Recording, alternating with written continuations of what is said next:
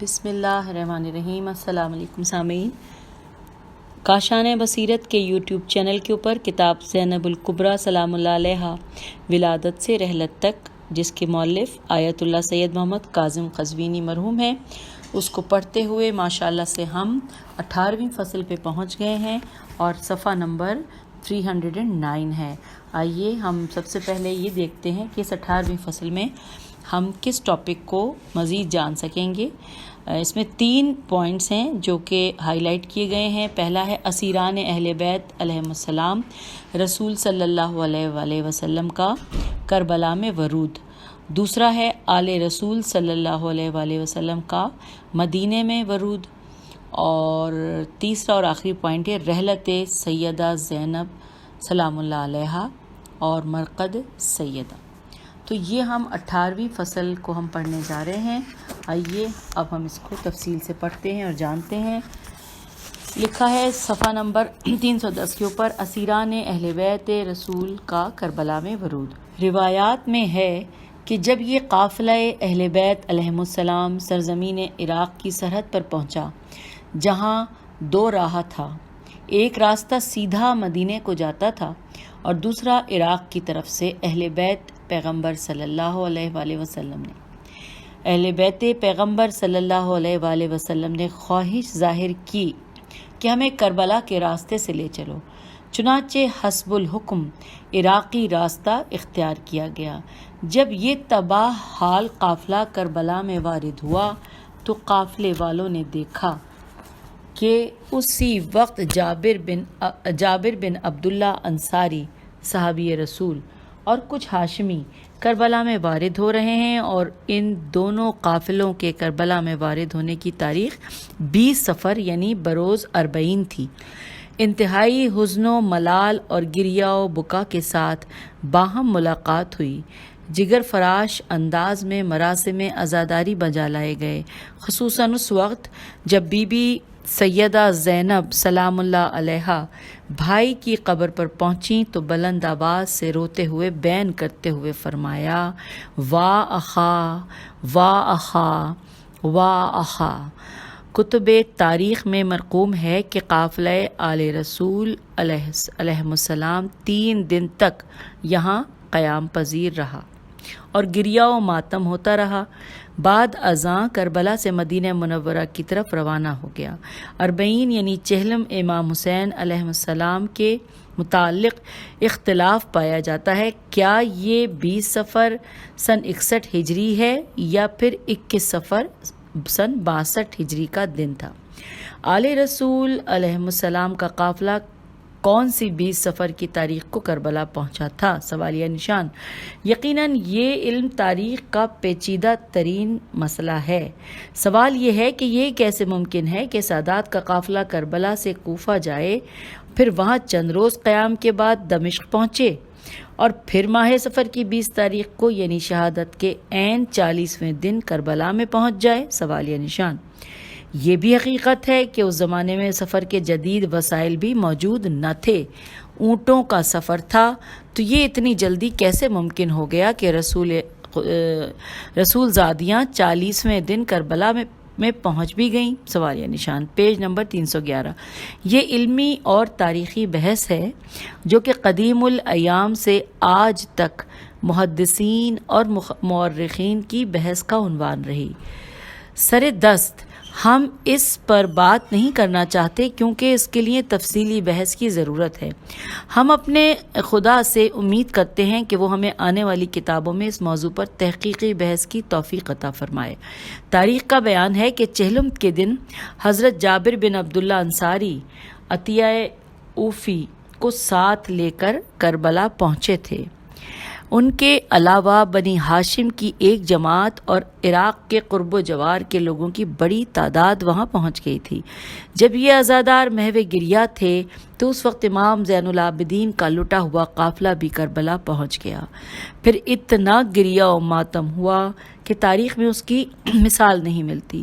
جب be be زینب سلام اللہ علیہ بھائی کی قبر پر پہنچیں تو آپ کے دل خراش بین سے لوگوں کے جگر پھٹنے کے قریب آ گئے۔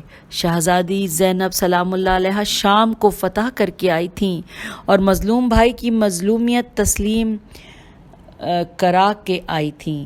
بی بی سلام اللہ علیہ کے خطبات نے شامی اقتدار کے ستونوں کو متزلزل کر دیا تھا۔ آل رسول صلی اللہ علیہ وآلہ وسلم کا مدینے میں ورود، یہ ہیڈنگ ہے، اس کو پڑھتے ہیں۔ لکھا ہے کہ ایک مدت کے بعد سیدہ زینب سلام اللہ علیہ اپنے وطن عزیز، جائے پیدائش اور اپنے جد رسول معظم صلی اللہ علیہ وآلہ وسلم کی جائے ہجرت پر پہنچیں۔ آج سے چند ماہ قبل جب سیدہ زینب سلام اللہ علیہ نے وطن سے کوچ کیا تھا تو بڑی عزت و احترام کے ساتھ اور بڑے جاہ و جلال کے ساتھ سفر کیا اپنے بھائیوں کے ہمراہ، اور آج جب وہ واپس پلٹیں تو سوائے یتیم بھتیجے امام سجاد علیہ السلام اور چند ایک بچوں اور مستورات کے سوا کوئی موجود نہ تھا۔ سب کے سب میدان کربلا میں گرم اور تپتی ریت پر سو گئے۔ آل رسول کے گھر خالی ہیں۔ یہ ایک شعر عربی کا لکھا ہے سامعین، صفحہ نمبر 312 پہ ہم ہیں، اور آگے انورٹڈ کاما میں اس کا ترجمہ سمجھ لیجئے۔ لکھا ہے، میں پڑھتی ہوں۔ لکھا ہے، اہل امیہ کے گھر آباد ہیں اور اہل بیت علیہم السلام رسول صلی اللہ علیہ وآلہ وسلم کے گھر ویران اور رہنے والوں سے خالی، انورٹڈ کاما کلوز۔ راویان اخبار کا بیان ہے کہ جب یہ قافلہ مدینے میں داخل ہوا تو پہل سیدھا مسجد نبوی صلی اللہ علیہ وآلہ وسلم اور روضہ رسول صلی اللہ علیہ وآلہ وسلم کے پاس پہنچا۔ فلک کج رفتار اور دیدہ دہر غدار نے لاکھوں جگر سوز اور جاں گداز مناظر دیکھے ہوں گے، مگر اس نے علی علیہ السلام اور بطول سلام اللہ علیہ کی لاڈلیوں، رسول اکرم صلی اللہ علیہ وآلہ وسلم کی نواسیوں اور حسین علیہ السلام مظلوم کی بیٹیوں کی واقع کربلا کے بعد قید و بند کی صعوبتیں اور طویل سفروں کی دل دہلا دینے والی مشکلیں جھیلنے کے بعد روضہ رسول پر پہنچنے جیسا منظر پردرد کبھی نہ دیکھا ہوگا، جبکہ ام المصائب زینب کبریٰ سلام اللہ علیہ نے مسجد نبوی صلی اللہ علیہ وآلہ وسلم کے دروازے کو دونوں ہاتھوں سے پکڑ کر بلند آواز سے روتے ہوئے کہا، اے جد نامدار، میں آپ صلی اللہ علیہ وآلہ وسلم کے پاس اپنے بھائی حسین علیہ السلام کی شہادت کی خبر لائی ہوں، انورٹڈ کاما کلوز۔ اس وقت سیدہ عالم کی یہ حالت تھی کہ آنکھوں سے آنسو تھمتے تھے اور نہ ہی گریہ و بکا اور نوحہ بین کرنے میں افاقہ ہوتا تھا۔ یقیناً ملائین نے کربلا سے کوفہ اور کوفے سے شام تک اہل بیت علیہم السلام محمد صلی اللہ علیہ وآلہ وسلم کو رونے سے روکا تھا، یہاں تک کہ امام زین العابدین علیہ السلام فرماتے ہیں کہ اگر ہم میں سے کوئی نالہ و فغاں کرتا اور روتا تو وہ ہمارے سروں پر نیزے مارتے تھے، انورٹڈ کاما کلوز۔ اب جب کہ بی بی اپنے گھر پہنچ چکی تھی تو کون تھا جو آپ کو نوحہ و ماتم کرنے سے روکتا؟ مدینے کی عورتیں محلہ بنی ہاشم میں سیدہ زینب سلام اللہ علیہ کے گھر جمع ہو جاتی اور آپ کو پرسہ دیتی۔ آپ ان کے سامنے اپنے مصائب و الام بیان کرتی تھی اور یزید و بنی امیہ کے مظالم کو بیان کرتی تھی، اور انتہائی گریہ و ماتم ہوتا تھا، خصوصاً جب آپ کوفہ اور شام کے راستے اور دربار یزید کے مصائب بیان کرتی تھیں۔ یہ باتیں ہر طرف پھیل گئیں اور لوگ یزیدی اور بنی امیہ سے متنفر ہونے لگے۔ حاکم مدینے کو جب ان باتوں کا پتہ چلا تو اس نے یزید کو خط لکھا کہ مدینے کے حالات دن بدن بدتر ہو رہے ہیں، لہٰذا بہتر ہے کہ سیدہ زینب سلام اللہ علیہ کو مدینے سے نکال دیا جائے۔ کوئی وجہ نہیں ہے کہ یزید نے حاکم مدینہ کو سیدہ زینب سلام اللہ علیہ کے مدینے سے جلا وطن کرنے کا حکم نہ دیا ہو، لیکن سیدہ زینب کبریٰ نے مدینہ چھوڑنے سے انکار کر دیا، گویا کہ نہ وہ موت سے ڈرتی ہے اور نہ ظالموں کے ظلم سے، کیونکہ سیدہ زینب سلام اللہ علیہ اس گھر میں پلی بڑھی تھیں کہ جن کے رہنے والوں کا قول تھا کہ موت یہ بریکٹ میں لکھا ہے کیونکہ عربی کا ہے، لیکن بریکٹ میں اس کا اردو لکھا ہے کہ موت سعادت ہے اور ظالم کے ساتھ زندگی گزارنا ذلت و عار ہے، انورٹڈ کاما کلوز۔ جب بی بی سلام اللہ علیہ نے مصمم ارادہ کر لیا کہ ہرگز مدینہ ترک نہیں کریں گی تو ہاشمی مستورات جناب زینب سلام اللہ علیہ کی خدمت میں حاضر ہوئیں اور یزید اور اس کے مظالم کا ذکر کیا اور یہ خدشہ ظاہر کیا کہ ممکن ہے کہ کہیں دوبارہ واقعہ کربلا نہ دہرایا جائے، پیج 314۔ اس لیے یزید نے جناب سیدہ کو جبراً مدینہ چھوڑنے کے لیے والی مدینہ کو حکم دیا ہے۔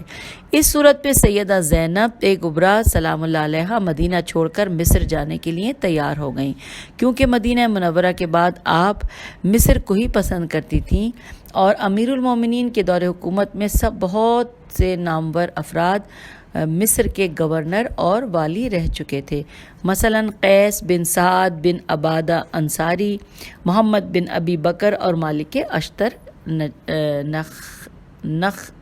نخفی لکھا ہے یا یہاں پہ یہ میں کوشش تو کر رہی ہوں لیکن نون فے چھوٹی لگتا ہے۔ اب اگلی ہیڈنگ ہے رحلت سیدہ زینب سلام اللہ علیہ اور مرقد سیدہ زینب سلام اللہ علیہ، اور مرقد سیدہ علیہ السلام لکھا ہے۔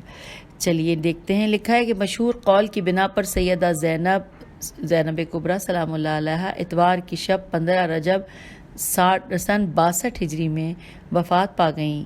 اس مشہور قول کے علاوہ اور بھی بہت سے اقوال ہیں۔ اسی طرح آپ سلام اللہ علیہ کے سبب وفات کے متعلق بھی تاریخ میں کئی احتمالات موجود ہیں، لیکن حقیقت یہ ہے کہ واقعہ کربلا میں آنے والے مصائب و آلام کو برداشت کرتے کرتے بہت جلد ہی طبعی وفات پا گئیں، اور آپ کے قبر مبارک کے متعلق بھی 3 اقوال پائے جاتے ہیں۔ پہلا قول یہ ہے کہ آپ نے مدینہ منورہ میں وفات پائی اور جنت البقیع میں دفن ہے، اور کئی ایک محققین نے اسی قول کو اختیار کیا ہے۔ دوسرا قول یہ ہے کہ آپ سلام اللہ علیہ شام میں دفن ہے، کیونکہ شام کے شہر دمشق میں حضرت عبداللہ کی جاگیر تھی اور آپ اسی جاگیر میں دفن ہیں، اور مشہور قول بھی یہی ہے، اور دنیا کے اکثر ممالک سے مومنین آپ سلام اللہ علیہ کی مرقد کی زیارت کے لیے دمشق جاتے ہیں۔ اور تیسرا قول یہ ہے کہ آپ سلام اللہ علیہ نے مصر کے ایک شہر قاہرہ میں وفات پائی اور یہیں پر آپ دفن ہیں، اور متعدد ارباب سیر و تواریخ کا رجحان بھی مصر کی طرف ہے۔ واللہ عالم بالصواب۔ حضرت سیدہ سلام اللہ علیہ کی قبر مبارک کی تفصیل بحث کتاب حاضہ کے باب ملحقات مترجم میں ملاحظہ فرمائیں۔ یہ بریکٹ یہ لکھا ہوا تھا، اور یوں ہم نے 18ویں فصل کو مکمل کر لیا، اور اب ہم پہنچ گئے ہیں صفحہ نمبر 315 پر، جہاں پہ 19ویں فصل کے بارے میں 4 پوائنٹ لکھے ہیں کہ جو ہم پڑھیں گے۔ پہلا ہے حضرت سیدہ علیہ السلام سے مروی روایات، دوسرا ہے خطبہ حضرت فاطمہ زہرا سلام اللہ علیہ، تیسرا ہے حدیث ام ایمن اور چوتھا ہے متفرقات، اور یہاں پر یہ بس یہی 4 پوائنٹ لکھے ہیں۔ آئیے پڑھتے ہیں۔ پیج نمبر 316 پہ ہم پہنچ گئے ہیں۔ لکھا ہے عرض مترجم، مؤلف علیہ الرحمہ نے حضرت سیدہ زینب سلام اللہ علیہ کی زبانی ان کی والدہ کا وہ خطبہ نقل کیا ہے جو انہوں نے مسجد نبوی میں خلیفہ اول کے سامنے دیا تھا، یعنی خطبہ خاصہ طویل ہے، یہ بریکٹ میں لکھا ہے۔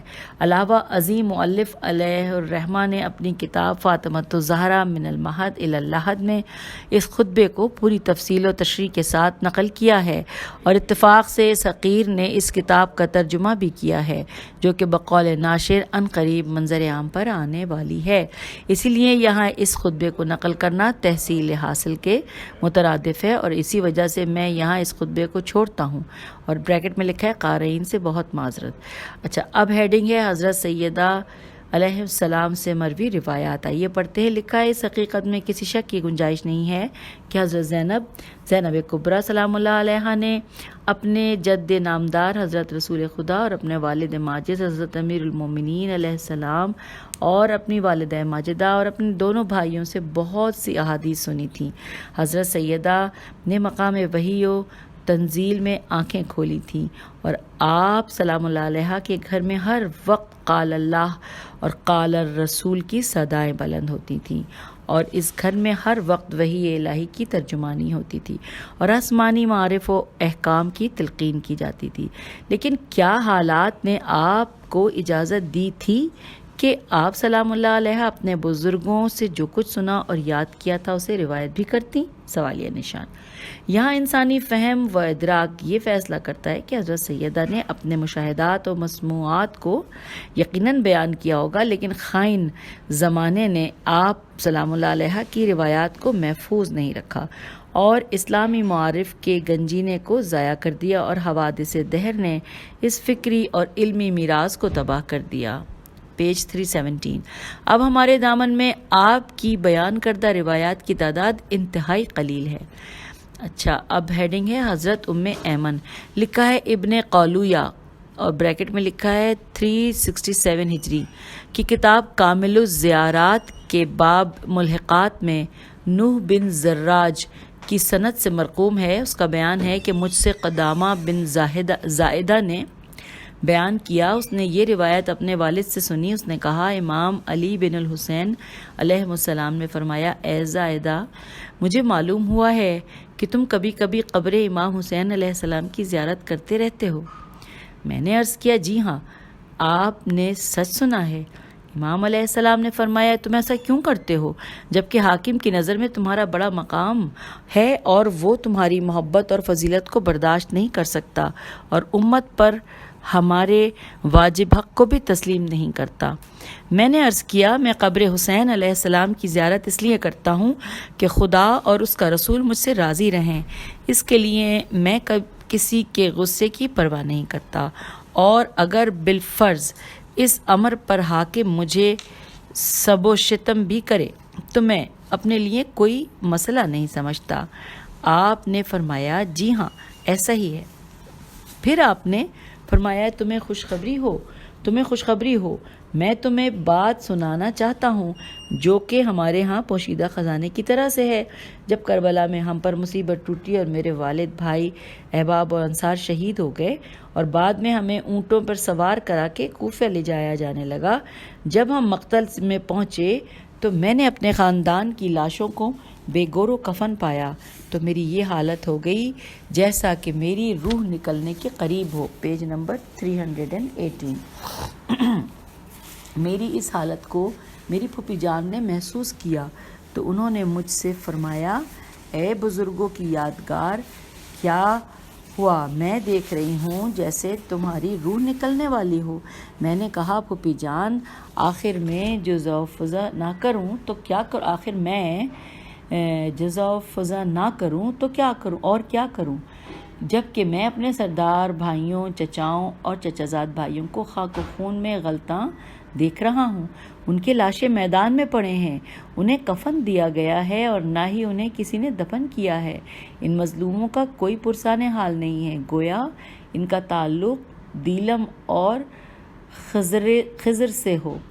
میری پھوپھی جان نے مجھ سے فرمایا، اس منظر کو دیکھ کر آپ پریشان نہ ہوں، یہ تو وہ عہد ہے جو رسول خدا نے تمہارے دادا امیر المومنین اور تمہارے چچا حسن مجتبیٰ علیہ السلام اور تمہارے والد امام حسین علیہ السلام سے کیا تھا۔ اللہ نے اس امت کے کچھ افراد سے میثاق لیا تھا جنہیں اس امت کے فرعون نہیں جانتے۔ وہ ان متفرق اعضاء کو جمع کریں گے اور خون میں غلطاں جسموں کو جمع کر کے انہیں دفن کریں گے۔ اس کربلا میں تیرے والد کی قبر کا نشان قائم کریں گے جس کے نشانات کبھی نہ مٹیں گے، اور زمانے کے بدلنے کے ساتھ ساتھ اس کا نشان کبھی بھی ختم نہ ہوگا، جبکہ کفر کے سربراہ اور گمراہی کے پیروکار اس کے مٹانے کی کوشش کریں گے، مگر اس کے نشانات اور زیادہ ظاہر ہوں گے اور اس کا معاملہ بلند و برتر ہوتا رہے گا۔ میں نے کہا، یہ عہد و خبر کیا ہے؟ 2 سوالیہ نشان لگے ہوئے ہیں یہاں پر۔ اب نیچے لکھا ہے کہ حضرت سیدہ زینب سلام اللہ علیہ نے فرمایا کہ مجھ سے ام ایمن نے بیان کیا کہ ایک دن رسول خدا صلی اللہ علیہ وآلہ وسلم حضرت علی علیہ السلام اور فاطمہ سلام اللہ علیہ کے گھر تشریف لائے۔ میں نے حضرت علیہ السلام کے لیے حریرہ یعنی ایک مخصوص کھانا تیار کیا۔ حضرت علی علیہ السلام اسے حضرت صلی اللہ علیہ کی خدمت میں لے گئے اور اس کے ساتھ کچھ کھجوروں کی مقدار بھی تھی۔ پیج 319۔ ام ایمن کا بیان ہے کہ پھر میں دودھ اور مکھن کا پیالہ لے گئی۔ رسول خدا علی اور فاطمہ، حسن اور حسین علیہ السلام نے اس میں سے کھایا اور کھجوروں اور مکھن کو بھی تناول فرمایا۔ پھر آپ صلی اللہ علیہ وآلہ وسلم نے اپنے خاندان کو دیکھا اور آپ کا چہرہ خوشی کی وجہ سے دمکنے لگا۔ اس کے بعد آپ نے آسمان کی طرف دیکھا اور اس کے بعد آپ نے قبلے کی طرف رخ کیا اور ہاتھ بلند کیے اور سجدہ کیا، اور سجدے میں آپ صلی اللہ علیہ وآلہ وسلم نے گریہ کیا۔ آپ کے رونے کی آوازیں بلند ہوئیں اور کچھ دیر کے بعد آپ صلی اللہ علیہ وآلہ وسلم نے سر اٹھایا تو آنکھوں سے آنسو ٹپک رہے تھے اور کچھ وقت تک زمین کی طرف دیکھتے رہے، اور اس دوران آپ کے آنسو بارش کے قطرات کی مانند زمین پر ٹپک رہے تھے۔ حضرت صلی اللہ علیہ وآلہ وسلم کو روتا پا کر حضرت علی علیہ السلام، حضرت فاطمہ سلام اللہ علیہا اور حسن اور حسین علیہ السلام بھی رونے لگے اور میں بھی ان کے ساتھ رونے لگی۔ گریے کا یہ سلسلہ کافی دیر تک جاری رہا۔ پھر حضرت علی علیہ السلام و فاطمہ سلام اللہ علیہا نے عرض کیا، یا رسول اللہ، اللہ آپ کو کبھی نہ رلائے، آپ کیوں رو رہے ہیں؟ آپ کی وجہ سے ہمارے دلوں میں زخم ہو رہے ہیں۔ رسول اکرم صلی اللہ علیہ وآلہ وسلم نے فرمایا، میں نے اپنے خاندان کو دیکھا تو مجھے بڑی خوشی ہوئی، میں نے اس نعمت پر خدا کی حمد کی۔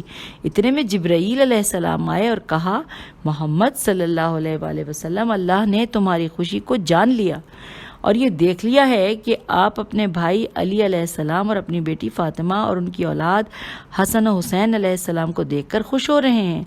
خدا آپ کے لیے نعمات کی تکمیل کرے گا اور انہیں اور ان کی اولاد اور ان کے محبوں اور شیعوں کو آپ کے ساتھ جنت میں جگہ دے گا۔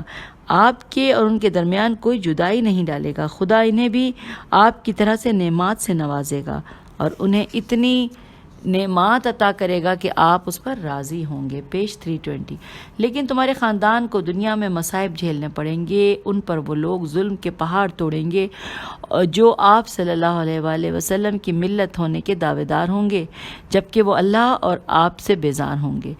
آپ صلی اللہ علیہ وآلہ وسلم کی امت آپ کے خاندان کو ناحق قتل کرے گی اور بقیت السیف کو قیدی کرے گی، اور ان کی قتل گاہیں ایک دوسرے سے دور ہوں گی اور ان کی قبریں ایک دوسرے سے بڑے فاصلے پر ہوں گی۔ اللہ کی طرف سے آپ صلی اللہ علیہ وآلہ وسلم کے لیے اور ان کے لیے بھلائی ہے۔ آپ صلی اللہ علیہ وآلہ وسلم اس بھلائی پر اللہ کی حمد کریں اور اس کی رضا پر راضی رہیں۔ رسول اکرم صلی اللہ علیہ وآلہ وسلم نے فرمایا، میں نے اللہ کی حمد کی اور اس کی تقدیر پر اپنی رضامندی کا اظہار کیا۔ اگلا پیراگراف ہے، لکھا ہے، اس کے بعد جبرائیل علیہ السلام نے مجھ سے کہا کہ آپ صلی اللہ علیہ وسلم کے بعد آپ کے بھائی کی آزمائش ہوگی، آپ کی امت ان پر غلبہ پالے گی اور آپ صلی اللہ علیہ وآلہ وسلم کے دشمن انہیں تکالیف پہنچائیں گے۔ آپ کے بعد خلق خدا میں سے بدترین اور بدبخت ترین شخص جو کہ ناقہ صالح کو پے کرنے والے کی مانند ہوگا، وہ علی علیہ السلام کو ایسے شہر میں قتل کرے گا جہاں علی علیہ السلام ہجرت کر کے گئے ہوں گے۔ وہ شہر علی کے شیعوں اور اس کی اولاد کے شیعوں کا مرکز ہوگا اور وہاں ان کی سخت آزمائش ہوگی اور ان پر وہاں مصیبتیں توڑی جائیں گی۔ اور آپ کا یہ نواسہ، یہ کہہ کر امام حسین علیہ السلام کی طرف جبرائیل نے اشارہ کیا اور کہا کہ آپ کا یہ نواسہ آپ کے خاندان کے افراد اور آپ صلی اللہ علیہ وآلہ وسلم کی اہل بیت کے ممتاز افراد اور آپ کی امت کے بہترین افراد کے ساتھ فرات کے کنارے قتل کیا جائے گا۔ جہاں آپ کا بیٹا قتل ہوگا اس سرزمین کا نام کربلا ہوگا۔ اس کے قتل کی وجہ سے قیامت کے دن تیرے اور تیری اولاد کے دشمنوں کو سخت عذاب کا سامنا کرنا پڑے گا۔ Page number 321۔ جہاں انہیں بر وقت عذاب دیا جائے گا اور ان کی حسرتیں کبھی تمام نہ ہوں گی۔ زمین کربلا پاکیزہ ترین زمین ہوگی اور اس کی بڑی حرمت ہوگی۔ وہاں آپ کا نواسہ اور اس کا خاندان قتل کیا جائے گا۔ وہ زمین جنت کی ایک وادی ہوگی۔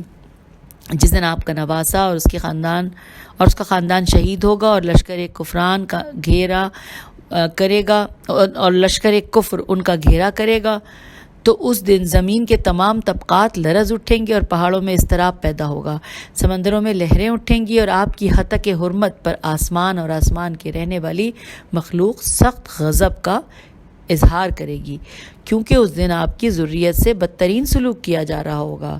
اس دن کائنات کی ہر چیز اللہ تعالیٰ سے آپ صلی اللہ علیہ وآلہ وسلم کے خاندان کی امداد کے لیے درخواست کرے گی، کیونکہ آپ صلی اللہ علیہ وآلہ وسلم کے بعد آپ کا خاندان ہی اللہ کی حجت ہوگا۔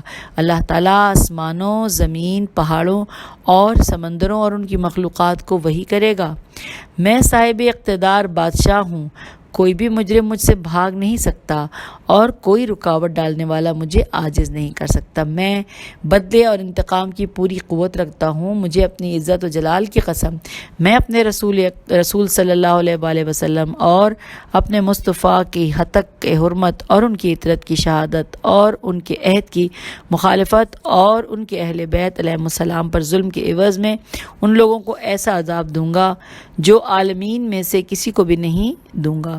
اس وقت آسمان اور زمین کی ہر چیز آپ صلی اللہ علیہ وآلہ وسلم کی اطاعت پر ظلم کرنے والوں اور آپ کی حق حرمت کرنے والوں پر بلند آواز سے لعنت کرے گی۔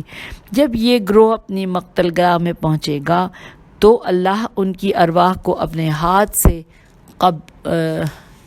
قبض دوبارہ آپ دیکھتی ہوں پیج کو اپنے ہاتھ سے، یہی ہے سامعین، یہ لکھا ہے، اپنے ہاتھ سے قبض کرے گا، اور ساتویں آسمان سے فرشتے نازل ہوں گے جن کے پاس یاقوت اور زمرد کے برتن ہوں گے جو کہ آب حیات سے بھرے ہوں گے۔ وہ جنت سے پوشاکیں لے کر آئیں گے اور جنت کی خوشبو اپنے ساتھ لائیں گے۔ وہ اس پانی سے شہداء کے اجسام کو غسل دیں گے اور جنت کی پوشاکیں پہنائیں گے اور جنت کی خوشبو کا انہیں حنوط کریں گے۔ پھر اللہ آپ صلی اللہ علیہ وآلہ وسلم کی امت میں سے ایک گروہ کو بھیجے گا جنہیں کفار نہ پہچانتے ہوں گے اور انہوں نے قتل حسین علیہ السلام میں کسی طرح کی شرکت نہیں کی ہوگی۔ وہ آ کر ان کے اجسام کو دفن کریں گے اور وہاں سید الشہداء کی قبر کی یادگار بنائیں گے۔ وہ قبر اہل حق کی علامت اور اہل ایمان کی کامیابی کا ذریعہ ہوگی، اور روزانہ دن رات کو 1,00,000 فرشتے قبر حسین علیہ السلام کے طواف کے لیے آئیں گے۔ وہ قبر حسین علیہ السلام کے پاس خدا کی تسبیح کریں گے اور زائرین کے لیے استغفار کریں گے، اور تمام زائرین اور ان کے والدین اور قبائل اور ان کے شہروں کے نام لکھیں گے، اور زائرین کے چہرے پر عرش الہی کی سیاہی سے یہ الفاظ لکھیں گے۔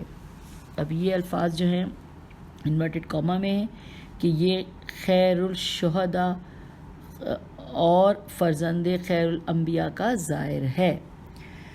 پھر جب قیامت کا دن ہوگا تو اس سیاہی سے اتنی روشنی پھیلے گی جس سے اہل محشر کی آنکھیں چندیا جائیں گی، یہی نور ان کی پہچان کا ذریعہ ہوگا۔ پھر جبرائیل علیہ السلام نے کہا کہ یا رسول اللہ، گویا میں دیکھ رہا ہوں کہ آپ صلی اللہ علیہ وآلہ وسلم میرے اور میکائیل کے درمیان کھڑے ہیں، اور علی علیہ السلام بھی ساتھ ساتھ ہیں، اور ہمارے ساتھ لا تعداد فرشتے ہوں گے۔ اللہ تعالیٰ زائرین حسین علیہ السلام کو قیامت کی ہولناکیوں سے محفوظ رکھے گا۔ انعام کا یہ فیصلہ اس کے لیے ہے جو آپ صلی اللہ علیہ وآلہ وسلم کی قبر یا آپ صلی اللہ علیہ وآلہ وسلم کے بھائی یا آپ کے دونوں نواسوں کی قبروں کی زیارت کرے، اور اس کا مقصد رضا الہی کے علاوہ اور کچھ نہ ہوگا۔ پیج نمبر 323 پر ہم پہنچ گئے ہیں سامعین، اور اب پڑھ رہے ہیں کہ کچھ لوگ جو خدا کی لعنت اور عذاب کے مستحق ہوں گے وہ اس قبر کے نشان کو مٹانے کی سرتوڑ کوشش کریں گے، لیکن خدا انہیں ان کے مقصد میں کامیابی نہیں دے گا۔ اس کے بعد رسول خدا صلی اللہ علیہ وآلہ وسلم نے فرمایا کہ اس چیز نے مجھے مغموم کیا اور رونے پر مجبور کر دیا تھا۔ سیدہ زینب سلام اللہ علیہا نے فرمایا کہ جب ابن ملجم لعین نے میرے والد پر وار کیا اور مجھے اپنے والد میں موت کے اثرات دکھائی دینے لگے تو میں نے اپنے والد ماجد سے عرض کیا کہ مجھے ایمن نے یہ حدیث سنائی تھی، میں وہی حدیث آپ علیہ السلام کی زبانی سننا چاہتی ہوں۔ میرے والد صاحب نے فرمایا بیٹی حدیث تو وہی ہے جو آپ سے ایمن نے بیان کی، البتہ میں یہ منظر دیکھ رہا ہوں کہ جب آپ علیہ السلام اور آپ سلام اللہ علیہ کے خاندان کی خواتین اس شہر کوفہ میں قیدی بن کر آئیں گی تمہیں ہر طرف سے دشمن گھیرے ہوئے ہوں گے۔ نور چشم صبر کرنا اس ذات کی قسم جس نے دانے کو شگافتہ کیا اور انسانی جان کو پیدا کیا ہے۔ اس وقت پوری روئے زمین پر تمہارے اور تمہارے محبوں اور تمہارے شیعہ کے علاوہ خدا کا کوئی دوست نہیں ہوگا۔ جس دن رسول خدا نے ہمیں ان واقعات کی خبر دی تھی تو آپ علیہ السلام نے فرمایا کہ اس دن شیطان خوشی سے پھولے نہیں سمائے گا اور اپنے شیاطین اور چیلوں کو ساتھ لے کر زمین پر پھرے گا اور ان سے خطاب کر کے کہے گا کہ اے گروہ شیاطین، ہم نے نسل آدم سے اپنا انتقام لے لیا، ہم نے انہیں اچھی طرح سے تباہ کر دیا اور ہم نے انہیں اپنے ساتھ دوزخ کا وارث بنا دیا ہے، اور البتہ وہ لوگ دوزخ سے بچ جائیں گے۔ تم لوگوں کو ان کی امامت و حکومت کے متعلق شک میں مبتلا کرو اور ان لوگوں کو ان کی عداوت پر پرانگیختہ کرو اور اچھی طرح سے گمراہی کی حکومت کو مضبوط کرو اور کسی کو بھی اس سے بچ کر نہ جانے دو۔ یقیناً ابلیس نے ان کے متعلق اپنے گمان کو پورا کیا ہے جبکہ وہ جھوٹا ہے۔ تمہاری یعنی اہل بیت کی عداوت کے ساتھ کوئی نیک کام فائدہ نہیں پہنچا سکتا اور تمہاری محبت کی موجودگی میں کوئی گناہ صغیرہ نقصان نہیں پہنچاتا۔ اگلا پیراگراف لکھا ہے کہ زائدہ یعنی بریکٹ میں لکھا ہے راوی حدیث بیان کرتا ہے کہ جب امام علی زین العابدین مجھے یہ حدیث سنا چکے تو فرمایا کہ تم یہ حدیث اپنے پاس رکھو، اگر تم اس کی تلاش میں کئی برسوں کا بھی سفر کرتے تو بھی وہ قلیل ہوتا۔ تو سامعین، پیج نمبر 324 کے 2 پیراگراف ہم نے پڑھ لیے ہیں اور اگلی ہیڈنگ ہے متفرقات، وہ ہم انشاءاللہ اگلی آڈیو میں پڑھ لیں گے۔ تب تک کے لیے اجازت دیجیے، خدا حافظ۔